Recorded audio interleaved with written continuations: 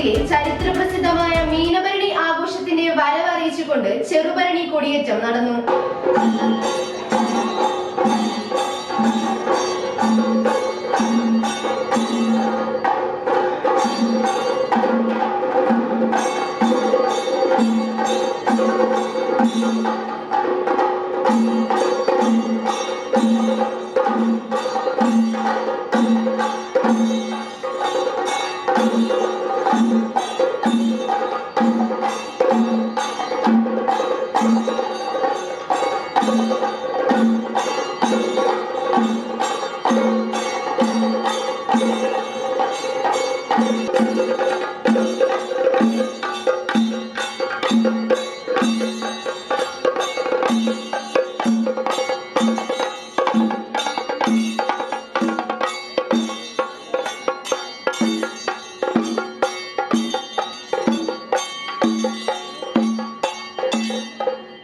കൊടുങ്ങല്ലൂർ ശ്രീകുരുമ്പ ഭഗവതി ക്ഷേത്രത്തിലെ ചരിത്രപ്രസിദ്ധമായ മീനഭരണി ആഘോഷത്തിന്റെ വരവറിയിച്ചുള്ള ചെറുഭരണി കൊടിയേറ്റം ഇന്ന് നടന്നു.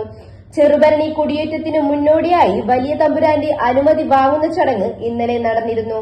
പരമ്പരാഗത അവകാശികളായ മലയാൻ തട്ടാൻ സമുദായത്തിലെ കാവിൽ വീട്ടിൽ കുടുംബാംഗങ്ങൾ ദേവിക്ക് പട്ടും താലിയും സമർപ്പിച്ചതിനു ശേഷം ക്ഷേത്രാങ്കണത്തിൽ വേണാടൻ കൊടികൾ ഉയർന്നു.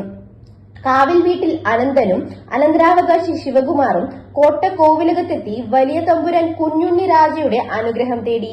കാവിൽ വീട്ടിൽ പ്രതിനിധികൾ വലിയ തമ്പുരാൻ കൈമാറിയ പരമ്പരാഗത ചിഹ്നമായ പവിഴമാലകൾ അണിഞ്ഞാണ് ദേവിക്ക് പട്ടും താലിയും സമർപ്പിച്ചത്.